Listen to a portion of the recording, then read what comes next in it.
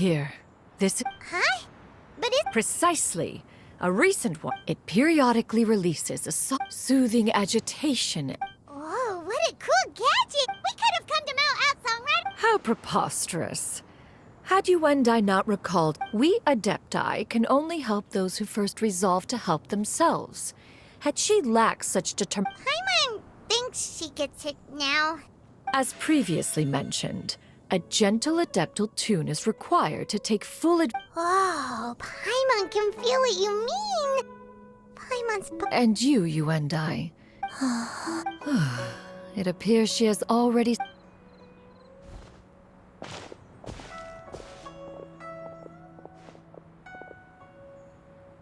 The drought is over. But why do you look like you want to cry? The potion. It's nearly run its course. I've never regretted meeting you. Not even for a second. Please. Please, no.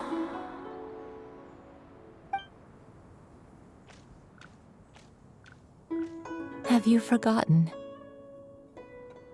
This is the world you left behind. One of gentle breeze and morning dew, perfectly straddled betwixt the realms of heaven and earth. This is your home. This is where you belong. You should have never left. The you of the past, the me from not that long ago, we should have never.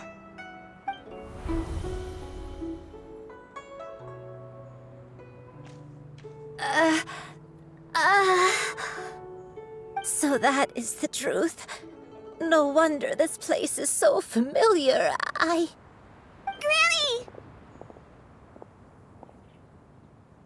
Granny, are you okay? Cloud Retainer.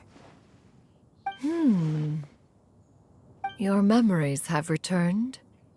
Wait, did you just call her by her full name? Does that mean you already knew each other? Yes. I now remember everything. Everything. Granny, please don't cry. I'm here. I'm here. Oh, don't worry, my dear child. Granny is fine. I'm so sorry, everyone. You've gone to so much trouble on my behalf. It's all come back to me now. The most important thing that I had forgotten was the truth of what I once was. One can sense the guilt that now plagues your conscience. Reclaiming a truth long buried is sure to come with a myriad of complex emotions. Perhaps one should recount the story on your behalf while you compose yourself. No, it's okay. Now that I've remembered, I must face my memories head on. Shuyu, everyone, I cannot thank you enough for all your help. I'm ready to tell you my story, if you're willing to listen. Please, Granny, don't force yourself. What happened in the past doesn't matter. I love you more than anything. Nothing you say can change that. I know, dear child. My feelings for you are exactly the same. It is for this reason that you deserve to know the truth. Some time ago, I made a terrible mistake. One for which I could never atone. Is this the sin that you mentioned in Joyun Karst? What happened? I am, in truth, not a human being. My real form, one that I held for centuries, was that of a wild crane. I spent many, many years living on Mount Aozang, bathing in the soft breeze and drinking the sweet dew of the mountains. At some point, I somehow gained wisdom and sentience. The Lord of the Mountain, Cloud Retainer, became aware of my existence and began to share many stories with me. She even passed on the secret of cultivation to me. Though she never took me on as a formal disciple, I always saw her as my master. Whenever she took out her tools to work on mechanisms or new inventions, I would also stand next to her and watch. I even contemplated completing my training and becoming an adeptus in my own right. I followed her teachings, and time gradually passed us by. Until that fateful day 50 years ago. 50 years ago?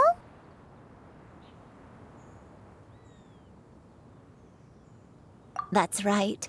Master regaled me with many stories of her past deeds. From them, I learned how she had saved people from a similar crisis in the past. She was the one I looked up to the most. More than anything, I dreamt of becoming an adeptus like her. I wanted to travel the land like she had, relieving suffering wherever I went. But I was still far from being a real adeptus. I possessed no ability to take on human form and fit in with the crowd. Once she learned of my desires, Master prepared a special dose of human mimicry potion for me. She warned me that the potion's effects would only last 10 years, and if I were to fail to return to my original form at the end of that time, I would forever forget my past as a crane and become something neither human, beast, nor adeptus. Oh no. So that was the source of your dementia all along.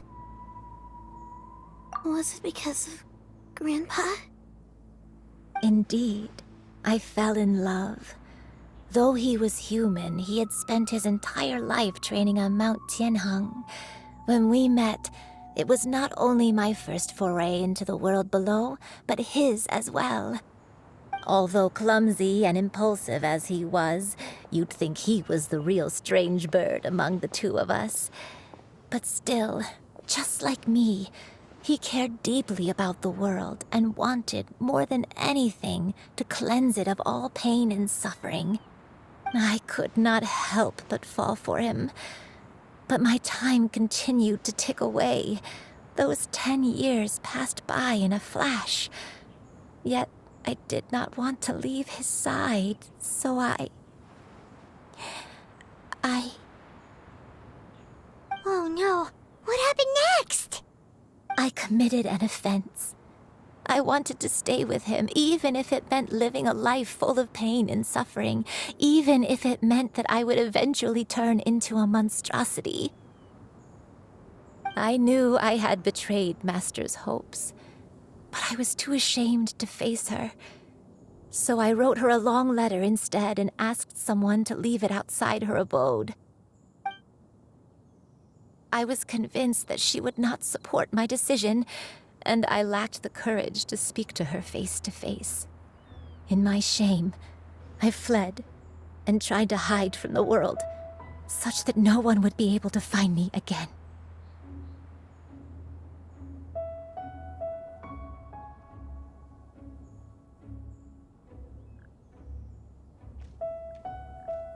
But that was only the beginning of my troubles. I began to suffer from a strange illness. My memories became hazy and confused, and I could no longer keep myself awake. I understood that my pain was caused by my refusal to return to the life I was fated to lead.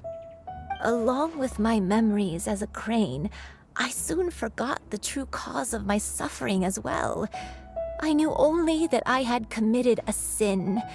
All I could do was pray for forgiveness, even if I had long forgotten what needed to be forgiven. Looking back, I was beyond lucky to have come across that traveling merchant at Wangshu Inn. It was such a fortunate coincidence that we were there at the same time. If it weren't for those soul-revitalizing tea pills, I probably would have... Granny, what's wrong? Coincidence? Why did I ever think it was a coincidence? Tea pills concocted using the blood of an adeptus? No, it couldn't be. Master, don't tell me. Back then, that merchant was actually... Human custom would dictate the conferral of gifts to be in order when one's progeny is wedded, would it not? Consider the pills a symbol of one's best wishes.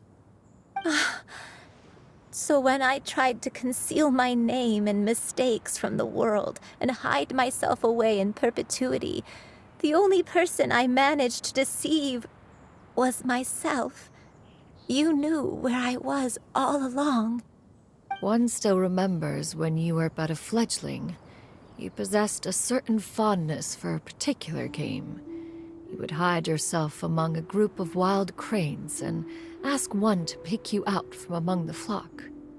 One found you with such ease every time. 'Tis a truth most evident.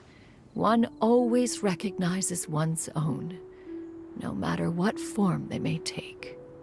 Oh, wait! Paimon's confused! So, Cloud Retainer, you found Yuendai again? But how? When? And what happened after that? Perhaps it is now time for one to recount the rest of the tale.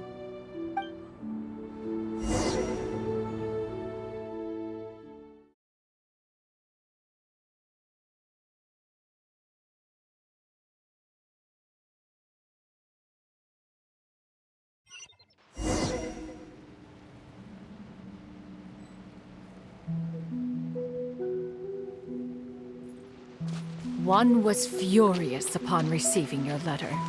Seized with anger, one set out to bring you to your senses.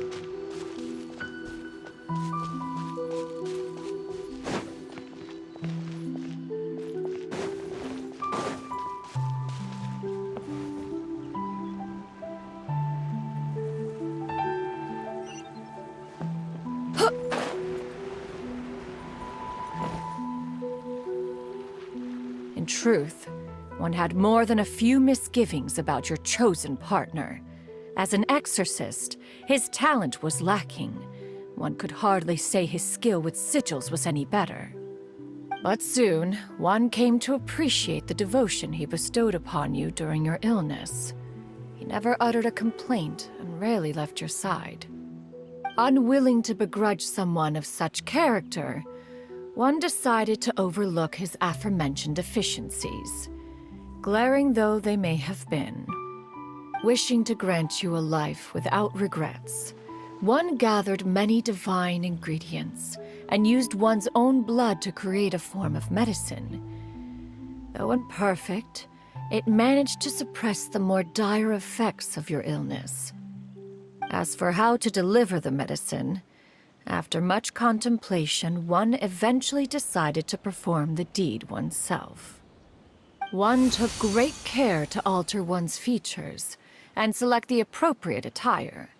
Only after meticulous scrutiny did one finally set out for Wangshu Inn. As one expected, you were most ignorant of one's true identity.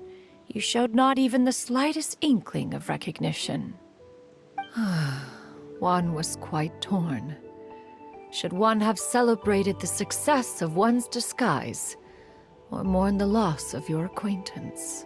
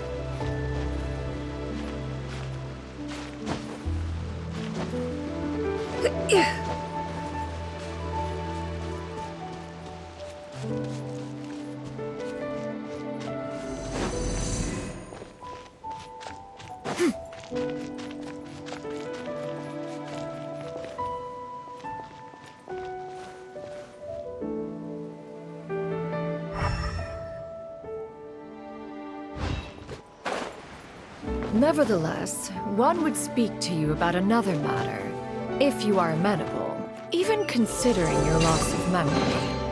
One was simply flabbergasted that you could so easily forget the consequences of consuming medicine infused with adeptal blood. Its proclivity to attract monsters is hardly that complicated of a concept to remember. To think that you tried to travel while weak from sickness and heavy with child. Had one not intervened to clear the fog, all of you would have been lost during the night. Inconsequential.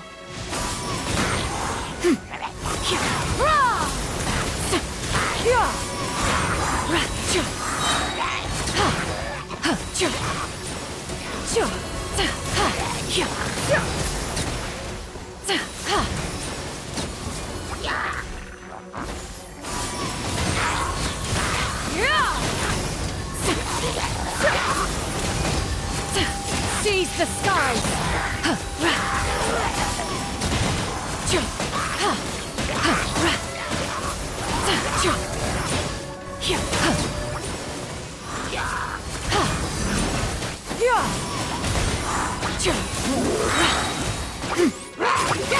Make way for the Adeptus!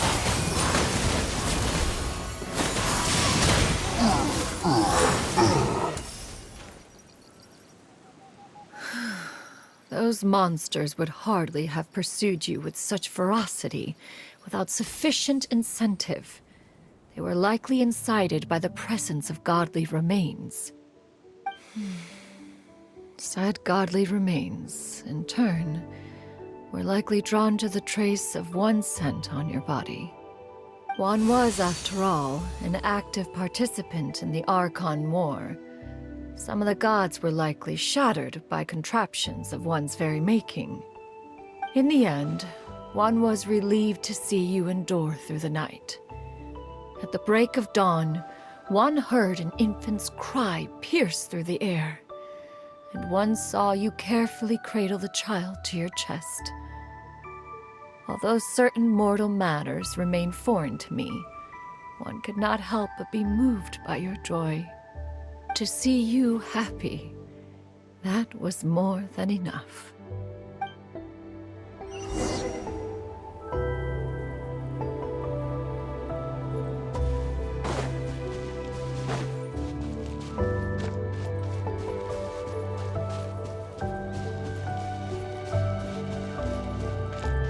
Now you should have a complete understanding of the events. Wait! But if that's true, then the crane who took care of me when I was sick must also be... Ah, one had almost neglected to recount the absurdities of that tale.